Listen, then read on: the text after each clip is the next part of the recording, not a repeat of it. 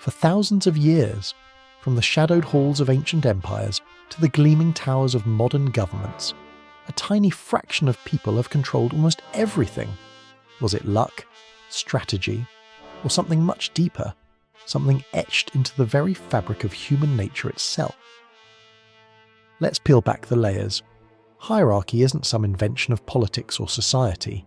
It's biological. It's wired into us. Every human group, from the smallest tribe to the largest nation, instinctively forms a pyramid. Leaders at the top, followers below, not because someone decreed it, but because survival demands it.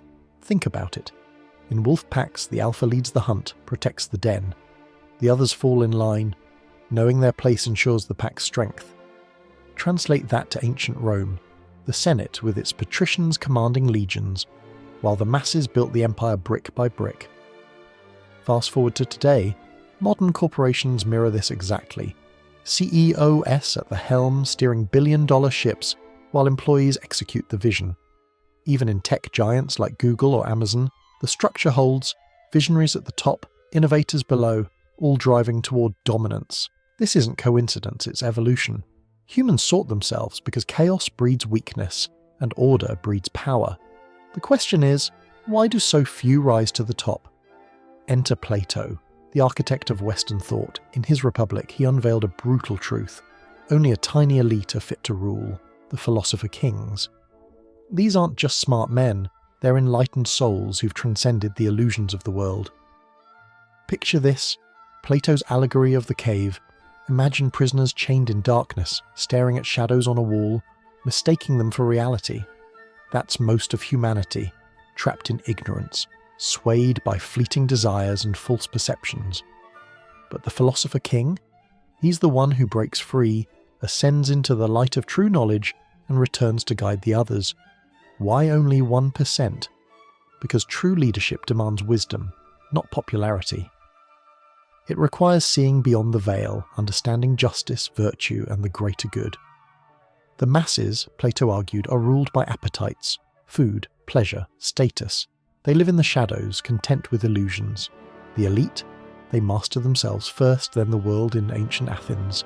This meant guardians trained from birth in philosophy, mathematics, and warfare. No democracy for Plato, it was mob rule. Instead, a meritocracy of the mind. And here's the kicker. This idea echoes through history. Kings, emperors, even today's tech titans. They all embody shades of the philosopher king, wielding power because they've glimpsed truths others ignore.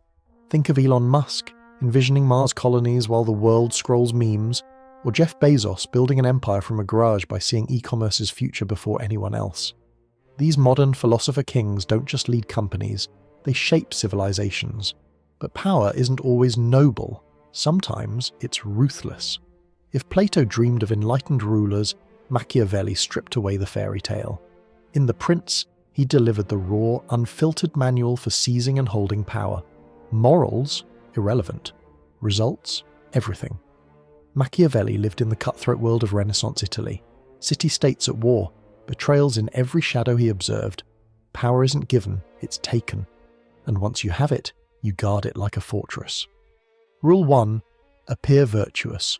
Smile for the crowds, attend the churches, kiss the babies, but behind closed doors, do what must be done. Perception is your shield. Today, politicians like Donald Trump master this, projecting strength while navigating scandals. Rule 2. Control the narrative. Whispers can topple thrones, spread rumours about enemies, amplify your triumphs. In today's terms, spin the media. Craft your brand. CEOs like Mark Zuckerberg do this flawlessly, shaping Facebook's image amid privacy storms. Rule 3. Use fear sparingly, but effectively. Better to be feared than loved, if you can't be both. But cruelty without purpose breeds rebellion. Strike hard, then show mercy to win loyalty. Leaders like Vladimir Putin embody this, balancing iron fists with calculated alliances. Rule 4. Loyalty is temporary. Allies shift like sands, bind them with rewards, but always have an exit. Trust no one fully, not even family. Rule 5. Adapt or die. Fortune is a river. The wise build dams, be the lion in battle, the fox in deception. Old words. They're the playbook for modern power brokers. Politicians staging photo ops while pulling strings in the dark, CEOs firing thousands with a smile, all while touting corporate values. Media moguls shaping opinions, deciding what you see and believe. Machiavelli didn't invent these rules. He exposed them, and the 1%. They've mastered them, from political campaigns that weaponize social media to corporate takeovers that leave rivals in ruins. Now, let's dive deeper into the psyche. Friedrich Nietzsche, the hammer of philosophy, declared, "Life is the will to power. Every breath, every action, it's all a drive to overcome, to expand, to dominate." Nietzsche saw beyond good and evil. Power isn't just thrones or wealth. It's the force pulsing through every human. For the weak, it's resentment, envying the strong, clinging to herds for safety. For the strong, it's creation, forging your path, mastering chaos, becoming the Übermensch, the overman who transcends limits. Think about it psychologically. Why do athletes push their bodies to breaking? The will to power, conquering pain for glory. Michael Jordan didn't just play basketball. He willed championships into existence through sheer determination. Why do entrepreneurs risk everything? To build empires from nothing. Elon Musk again embodies this, pushing Tesla and SpaceX against all odds, driven by an unquenchable will. Ultra-achievers like Serena Williams turn setbacks into fuel, dominating their fields not by chance, but by embracing this primal drive. But Nietzsche warned, most suppress this drive. Society tames it with morals, religions, equality myths. Be humble, they say. Don't stand out. Yet the 1% embrace it. They affirm life in its brutality and beauty. They don't apologize for ambition. They wield it like a sword. In the corporate ladder, it's the executive who outmaneuvers rivals, not with brute force, but with superior will. In politics, the charismatic figure who bends reality to their narrative. Nietzsche's insight: power flows to those who want it most and are willing to become what it demands. This isn't domination for its sake. It's self-mastery first. Conquer your fears, your weaknesses. Then, the world follows. So, how do these ancient echoes shape our world today? Plato's hierarchies, Machiavelli's cunning, Nietzsche's will, they haven't vanished. They've evolved, gone digital, infiltrated every corner. Here's the pattern reveal. Plato explained who should rule, the enlightened elite. Machiavelli revealed how power is seized and maintained. Through ruthless strategy, Nietzsche uncovered why we crave it, the innate will to power driving human ambition. Together they form the unbreakable blueprint of the 1%, a timeless code that turns individuals into empire's media, the new cave shadows. Algorithms feed you illusions, curated to keep you scrolling, outraged, divided. The 1% control the code, deciding what truths you see. Surveillance, eyes everywhere. Governments and corporations track your every move, predicting behaviours like Machiavelli's spies. Privacy, a relic branding. Appear virtuous on steroids. Influencers, politicians, brands craft perfect facades.